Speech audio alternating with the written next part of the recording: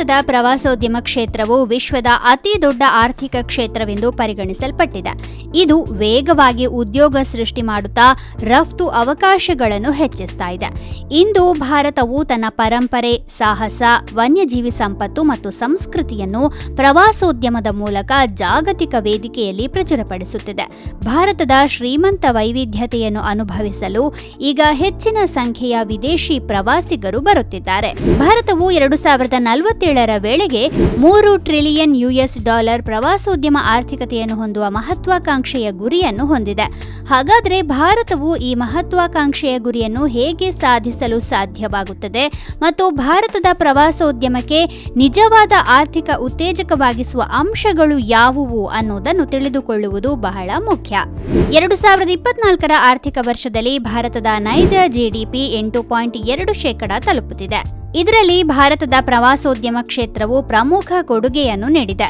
2022ರ ಆರ್ಥಿಕ ವರ್ಷದಲ್ಲಿ ಪ್ರವಾಸೋದ್ಯಮ ಕ್ಷೇತ್ರದ ಕೊಡುಗೆ 5% ಆಗಿತ್ತು. ಇದು ಭಾರತವು ತನ್ನ ಪ್ರವಾಸೋದ್ಯಮವನ್ನು ವಿಶ್ವದರ್ಜೆಯ ಮಟ್ಟಕ್ಕೆ ಏರಿಸಲು ಶತಪ್ರಯತ್ನ ಮಾಡುತ್ತಿದೆ ಎಂಬುದನ್ನು ತೋರಿಸುತ್ತದೆ. 2020ರಲ್ಲಿ ಕೋವಿಡ್-19 ನಂತರ ಭಾರತೀಯ ಪ್ರವಾಸೋದ್ಯಮ ಕ್ಷೇತ್ರವು FTA ಅಂದರೆ ಫಾರಿನ್ ಟೂರಿಸ್ಟ್ ಅರೈವಲ್ನಲ್ಲಿ ಅದ್ಭುತ ಬೆಳವಣಿಗೆಯನ್ನು ಕಂಡಿತು. ಭಾರತವು 2023ರಲ್ಲಿ 9.52 ಮಿಲಿಯನ್ ವಿದೇಶಿ ಪ್ರವಾಸಿಗರ ಆಗಮನವನ್ನು ದಾಖಲಿಸಿದೆ. 2022ರಲ್ಲಿ ಬಂದಂತಹ 6.44 ಮಿಲಿಯನ್ಗೆ ಹೋಲಿಸಿದರೆ ಇದು 43.5% ಹೆಚ್ಚಳವಾಗಿದೆ.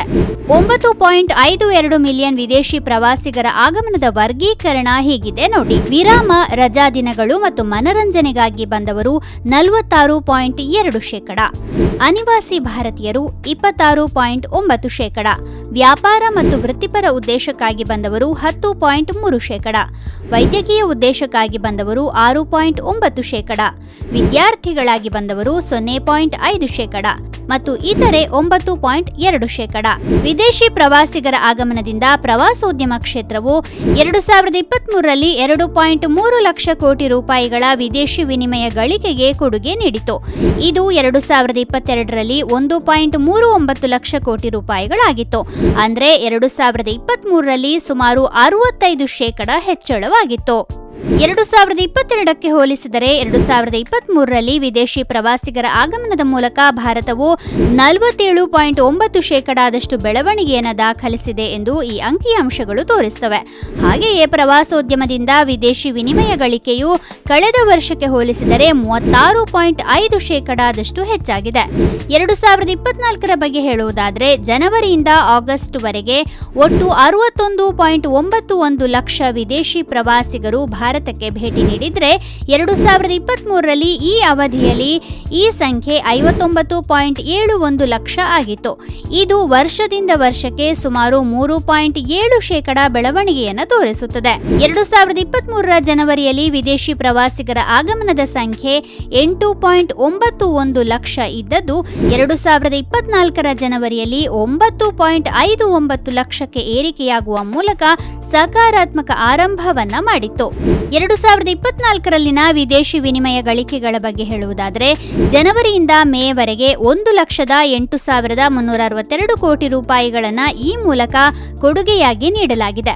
ಇದು 2023ರ ಅದೇ ಅವಧಿಯಲ್ಲಿ ಬಂದಂತಹ 88,441 ಕೋಟಿ ರೂಪಾಯಿಗಿಂತ ಸ್ವಲ್ಪ ಹೆಚ್ಚಾಗಿದೆ ಮತ್ತು 22.52% ಬೆಳವಣಿಗೆಯನ್ನು ತೋರಿಸುತ್ತದೆ. 2024ರ ಜನವರಿಯಿಂದ ಜುಲೈ ನಡುವೆ ಭಾರತಕ್ಕೆ ಭೇಟಿ ನೀಡಿದ ವಿದೇಶಿ ಪ್ರವಾಸಿಗರ ಶೇಕಡಾವಾರು ಅಂಕಿಅಂಶ ಹೇಗಿದೆ. Bangladesh 21.36%, America 17.69%, UK 10.05%, Canada 4.38%, Australia 4.17%. 2024ರ ಜನವರಿಯಿಂದ ಜುಲೈ ನಡುವೆ ಪ್ರವಾಸಿಗರು ಭೇಟಿ ನೀಡಿದ ಪ್ರಮುಖ 5 ಪ್ರವಾಸಿ ಸ್ಥಳಗಳು ಹೇಗಿವೆ. ದೆಹಲಿ 31.11%, ಮುಂಬೈ 14.88%, ಬೆಂಗಳೂರು 6.68%, ಚೆನ್ನೈ 8.52%, ಹರಿದಾಸಪುರ 9.27%. ವಿದೇಶಿ ಪ್ರಯಾಣಿಕರಿಗೆ ಸುಲಭ ಮತ್ತು ಸುಗಮ ಚಲನೆಗಾಗಿ ಸರ್ಕಾರವು ವೀಸಾ ನಿಯಮಗಳನ್ನು ಉದಾರಗೊಳಿಸಿದೆ, ಸ್ಟ್ರೀಮ್ಲೈನ್ ಮಾಡಿದೆ ಮತ್ತು ಸರಳಗೊಳಿಸಿದೆ. ಇದರಲ್ಲಿ 167 ದೇಶಗಳಿಗೆ ಇರುವ ಈ ವೀಸಾವನ್ನು 7 ಉಪವರ್ಗಗಳಾಗಿ ವಿಂಗಡಿಸಲಾಗಿದೆ. ಅವುಗಳೆಂದರೆ ಈ ಟೂರಿಸ್ಟ್ ವೀಸಾ, ಈ ಬಿಸ್ನೆಸ್ ವೀಸಾ, ಈ ಮೆಡಿಕಲ್ ವೀಸಾ, ಈ ಮೆಡಿಕಲ್ ಅಟೆಂಡೆಂಟ್ ವೀಸಾ, ಈ ಆಯುಷ್ ವೀಸಾ, ಈ ಆಯುಷ್ ಅಟೆಂಡೆಂಟ್ ವೀಸಾ, ಈ ಕಾನ್ಫರೆನ್ಸ್ ವೀಸಾ. ಇದರಲ್ಲಿ ಈ ಟೂರಿಸ್ಟ್ ವೀಸಾ, ಈ ಬಿಸ್ನೆಸ್ ವೀಸಾ ಮತ್ತು ಈ ಮೆಡಿಕಲ್ ವೀಸಾಗಳು ಮುಖ್ಯವಾದದ್ದಾಗಿವೆ. ಈ ಟೂರಿಸ್ಟ್ ವೀಸಾ ಮನರಂಜನೆ, ಸೈಟ್ ಸೀಯಿಂಗ್, ಸ್ನೇಹಿತರು ಅಥವಾ ಸಂಬಂಧಿಕರೊಂದಿಗೆ ಸಾಂದರ್ಭಿಕ ಭೇಟಿ ಮತ್ತು ಅಲ್ಪಾವಧಿಯ ಯೋಗ ಕಾರ್ಯಕ್ರಮಗಳಲ್ಲಿ ಭಾಗವಹಿಸುವ ಆಯ್ಕೆಗಳನ್ನು ಒಳಗೊಂಡಿದೆ. ಈ ಬಿಸಿನೆಸ್ ವೀಸಾವನ್ನು ಭಾರತದಲ್ಲಿನ ವ್ಯಾಪಾರ ಸಂಬಂಧಿತ ಚಟುವಟಿಕೆಗಳಿಗೆ ಬಳಸಲಾಗುತ್ತದೆ. ಈ ಮೆಡಿಕಲ್ ವೀಸಾವನ್ನು ವೈದ್ಯಕೀಯ ಚಿಕಿತ್ಸೆಗಾಗಿ ಬಳಸಲಾಗುತ್ತದೆ. ಇದರಲ್ಲಿ ಭಾರತೀಯ ವೈದ್ಯಕೀಯ ವ್ಯವಸ್ಥೆಗಳ ಅಡಿಯಲ್ಲಿ ಚಿಕಿತ್ಸೆ ನೀಡಲಾಗುತ್ತದೆ. ಈ ವೀಸಾ ಸೌಲಭ್ಯವನ್ನು ಪಡೆಯುವ ವಿದೇಶಿ ಪ್ರವಾಸಿಗರು ಭಾರತದಲ್ಲಿ ಗೊತ್ತುಪಡಿಸಿದ ಅಂತಾರಾಷ್ಟ್ರೀಯ ವಿಮಾನ ನಿಲ್ದಾಣಗಳಿಂದ ಭಾರತಕ್ಕೆ ಬರಬಹುದು.